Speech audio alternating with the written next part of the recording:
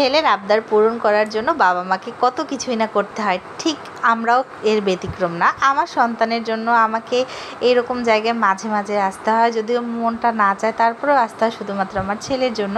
আমরা যারা শহরে বাচ্চা কাচ্চা মানুষ করি তাদের জন্য কিন্তু এটা একদমই কষ্টদায়ক হয়ে যায় যে আমাদের সন্তানকে কিভাবে একটা শান্তিপূর্ণ বা মানসিক একটা প্লেস দিব যেখানে কিনা ও একদম মন প্রাণ ভরে খেলতে পারবে, যে সেটা কিন্তু একমাত্র গ্রামেই সম্ভব। তবে গ্রামে তো আর আমরা বাচ্চা মানুষ করতে পারি না, যার কারণে আমাদের শহরে থাকতে হয়। আর এই যে শহরে থাকতে হলে এই রকম জায়গায় আমাদের সন্তানকে মাঝে মাঝে নিয়ে আসতে হয়। এই অ্যাক্টিভিটিসগুলো ওকে মানে ছোট থেকেই শেখানো হয়, তো ওর সাথে ওর বাবা সব সময় চেষ্টা করে এই অ্যাক্টিভিটিসগুলো একসাথে করার জন্য। মাশাআল্লাহ মাশাআল্লাহ, সবাই আমাদের জন্য দোয়া করবেন আর আমার ছেলের জন্য বেশি বেশি করে দোয়া করবেন, ওকে যাতে আমরা মানুষের মতো মানুষ করতে পারি।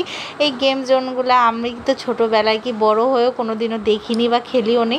এখনকার বাচ্চা কাচ্চারা আপডেট। যাই হোক, প্রচুর ক্ষুধা লাগছে, তো বাসায় এসে নাস্তা খাচ্ছিলাম, ওখানে নাস্তা খাইনি। বাসায় এসে এই যে মজার 2 টাকা দামি যে পেঁয়াজু বেগুনি ছিল ওইগুলো খাচ্ছিলাম, অনেক মজা লাগতেছিল। আর এই যে 2 টাকার পেঁয়াজুগুলো যে এত মজা হয়, বাসায় বানালে কিন্তু এত মজা কেন জানি হয় না। দেন পরের দিন আমার ছেলেটা অনেক বেশি অসুস্থ, মানে ও বারবার বলতেছিল যে আম্মু আমার গলা ব্যথা করতেছে। সো যার কারণে ওকে ডাক্তার দেখাইতে এসেছে এবং ডাক্তার দেখানো শেষ করে এখান থেকে বের হয়ে চলে যাব মিষ্টি নিতে। আর এখানে আমাদের রংপুরে একটা পপুলার দোকান হয়েছে মিষ্টির, যার নাম কিনা হাড়ি, মানে এক কথা মিষ্টি অ্যান্ড কনফেকশনারি এখানে পাওয়া যায়। তো এখানে অনেক অনেক আইটেমের মিষ্টি ছিল, যার মধ্যে আমরা 2 রকমের মিষ্টি নেব। আর এখানে আমার ছেলে মিষ্টিটা খেতে এত বেশি পছন্দ করে, মাশাআল্লাহ, ও কিন্তু প্রায় প্রতিদিন রাতে মিষ্টি খেয়ে ঘুমায়। তো যার কারণে বাসায় সবসময় মিষ্টি রাখার চেষ্টা করি। তো এখানে যেহেতু আসছি, তো আপনাদের সামনে একটু ভিডিও করে দেখাচ্ছি। এখানে অনেক আইটেমের বিস্কিট ছিল, পাউরুটি ছিল, অনেক আইটেম ছিল, তার পাশাপাশি কিন্তু মিষ্টি ছিল। আর আমরা কিন্তু বাসার জন্য 2 রকমের মিষ্টি, তার মধ্যে এই যে মতিচুরের যে লাড্ডুটা মানে লাড্ডু মিষ্টিটা, সেটা কিন্তু অনেক মজার খেতে, এটা কিন্তু একদম ব্যতিক্রম। আপনারা পারলে যদি যারা রংপুরে থাকেন এখানে এসে এই লাড্ডুটা একবার খেয়ে দেখতে পারেন বা ট্রাই করতে পারেন, ভালো লাগলে কমেন্ট করতে ভুলবেন না।